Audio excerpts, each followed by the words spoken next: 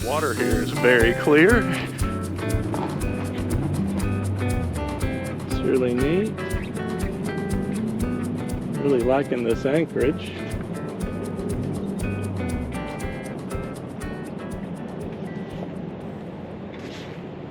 And on clear days, boy, you can really see St. Thomas, St. John, and Vieques. Another cool thing about the Christiansted anchorage in St. Croix is it's right next to the seaplane takeoff and landing area.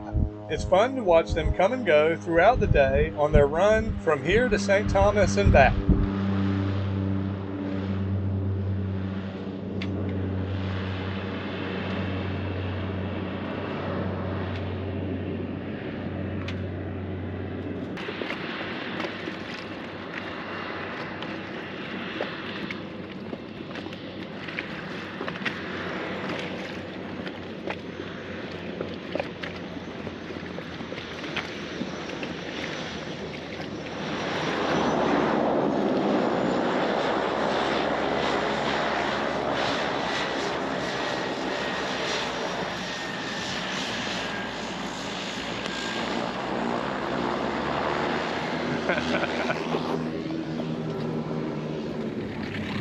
Returning to St. Croix for the first time in 5 years, we were eager to go explore the island. So we hopped into the dinghy to go walk around Christiansted. Before becoming U.S. territories in the late 1800s, the Virgin Islands were part of the Danish West Indies for nearly 200 years. And Christiansted has preserved the 18th century Danish-style solid stone buildings, giving the town a really cool historical feeling.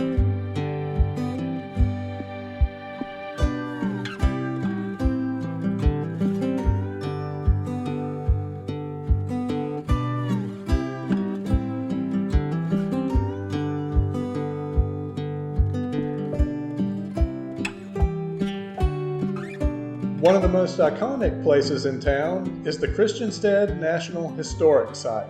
These historic structures, built in the 17 and 1800s, are managed by the U.S. National Park Service and give us a glance into the past of the way of life in the Danish West Indies. The largest of the structures is Fort Christiansted, which protected the harbor. The fort also served as the county jail, housing one notable inmate, the mother of Alexander Hamilton, Rachel Fawcett, for breaking some sort of archaic laws akin to not being a good wife.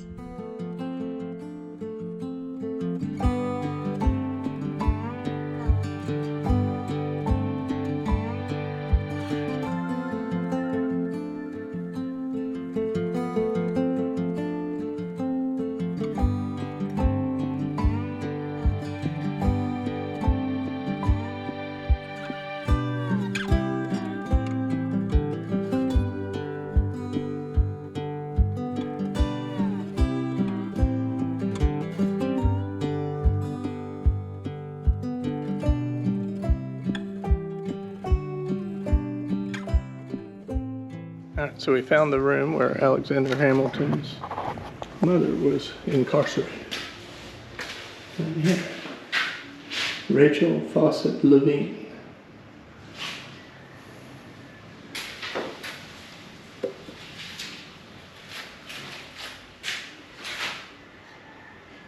So a Category 5 hurricane destroyed St. Croix and St. Martin and Statia, St. Kitts and Saba. And Alexander Hamilton wrote a letter to his dad about it, who lived in Tobago. And I guess the letter was really good, and then people thought he should be educated or work in the U.S. That's what set him in motion to go to New York. Wow, you could get thrown in the dungeon, worse than that prison cell. I'm gonna check it out.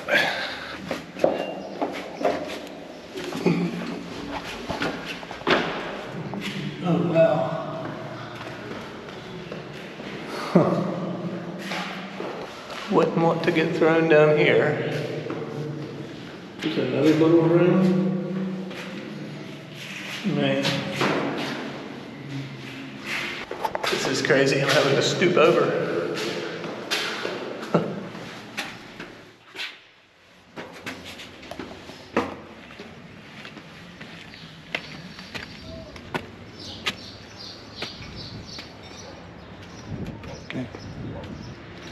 So there's the entrance to the harbor there through the reef, so they could protect this whole thing from here with these cannons. Holidays out over here.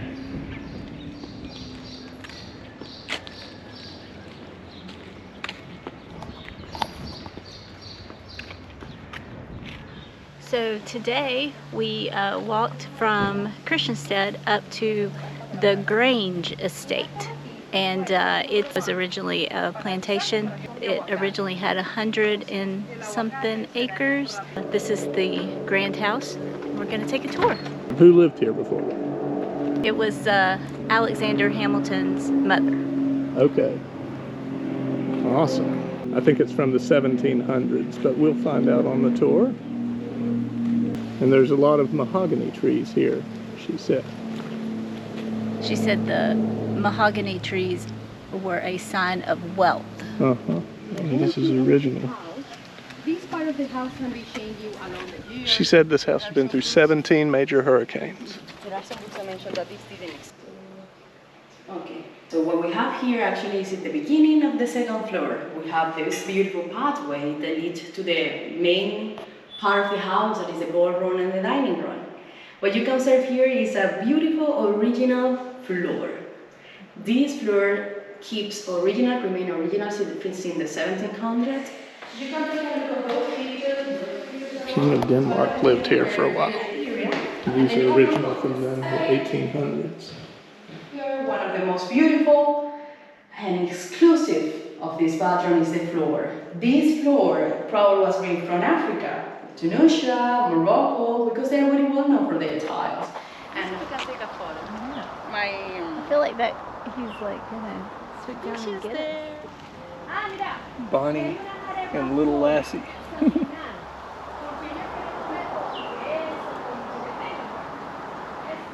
1761, cast in Amsterdam. Okay, here we go. More? I don't want to break it. There we go. What is strong? What is strong?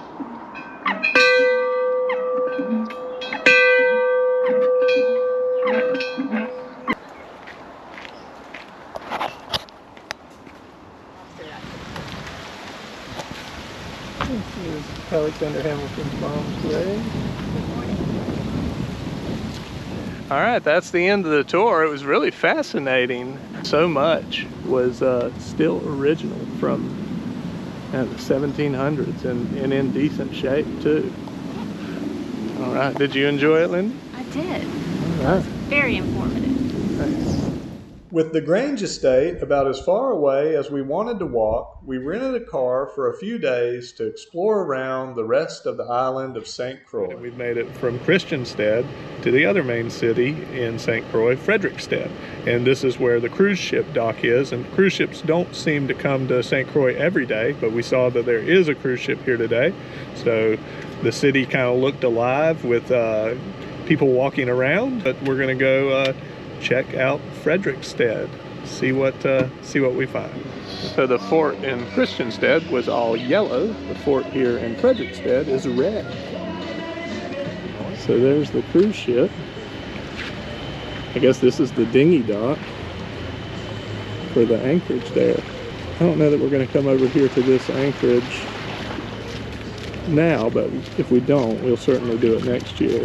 There's supposed to be like really good snorkeling at the cruise ship docks, like 30 feet, and like all kinds of reef like attached to the pilings. But yeah, this is like the little cruise ship entrance where there's merchants and everything selling souvenirs and whatnot.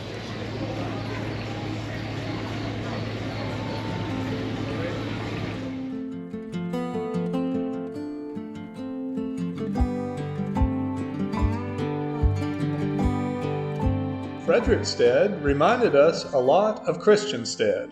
In fact, St. Croix's nickname is Twin City, in reference to its two major towns. We also saw the Virgin Islands U.S. House of Representatives office, where they have a delegate but get no vote. Next, we stopped by what is probably St. Croix's most world-famous business, the Cruzan, or Cruzan, as many people call it. Rum Distillery, where they have been making rum in the Virgin Islands since 1760.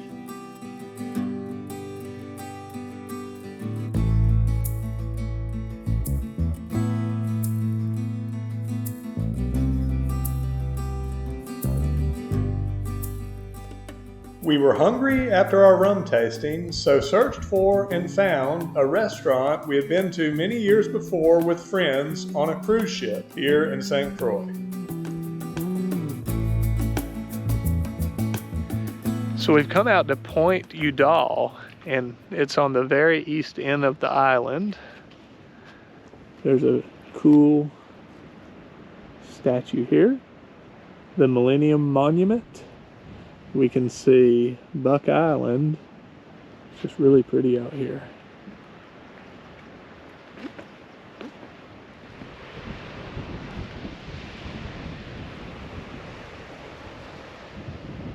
St. Martin? Yeah, I think so. St. Martin, St. Kitts, Neva, Saba. And down here, that's just into the center of the Caribbean. Back this way is St. John and St. Thomas. Oh yeah, I can see one of them right there. Then this end of St. Croix is just, it's wilderness. It's pretty. Come check it out over here.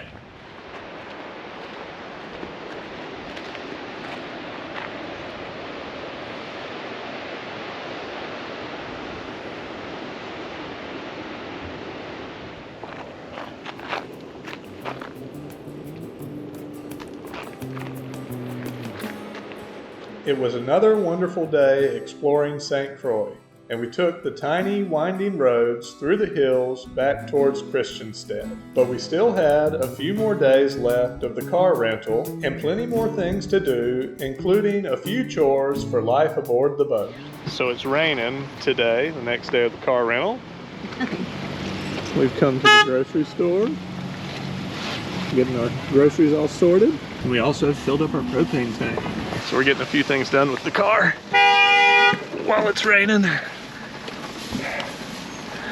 And maybe it'll stop raining and we'll do something else next, or there's a few inside things we've thought of, so it could be that we do that.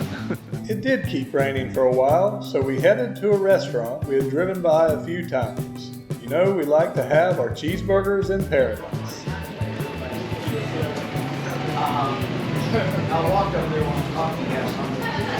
The famous cheeseburger in paradise. What'd you get, Lindy? I got burrito tacos. They are amazing. They look good. Cheeseburger in paradise. Gets our stamp of approval. It continued to rain, so we headed across the island to one of St. Croix's breweries called Leatherback. We had been enjoying Leatherback beers since arriving to the Virgin Islands and were excited to see where they were made.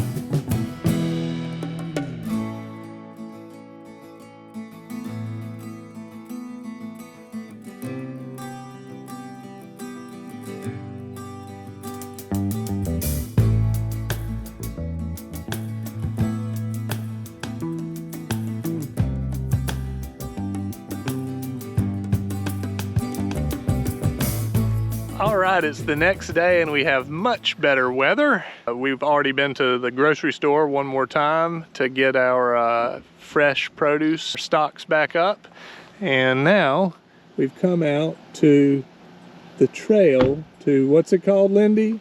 Goat Hill, maybe? Goat Hill, which is the highest point on St. Croix. It's less than 700 feet. I'm not sure if it's this one or that one, but we're gonna hike up there and check it out. One neat thing is there's this big government satellite looking thing right here at the trailhead. Oh, it's moving around. That's really cool. All right, let's take a hike.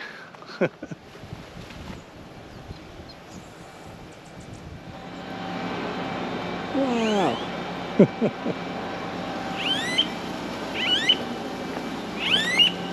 Neat, there's Ani birds back here. That's what it's called there. It's kind of like a blackbird with a neat looking bill. We would see those in the Bahamas, and we haven't seen them since we've been down in the Eastern Caribbean. Cool.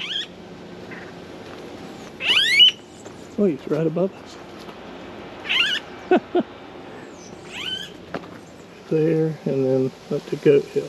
And this is the very east end of the island where we drove to a couple of days ago that had that Millennium statue, or whatever you call it.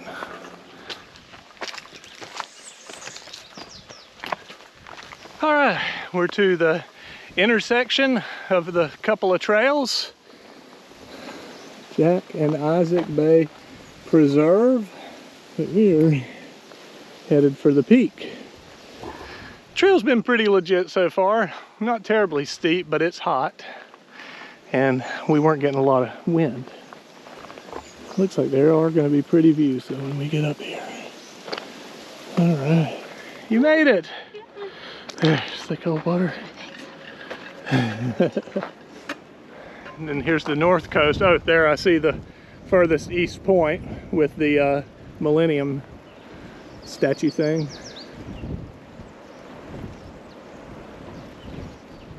And then we're looking out at Buck Island there. That's awesome.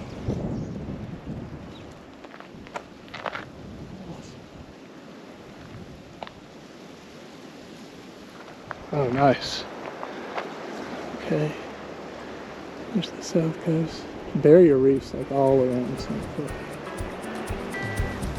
I think this is the beach that, or one of the beaches that the trail would go to if we went the other way before. And that's a good view where you can see both sides.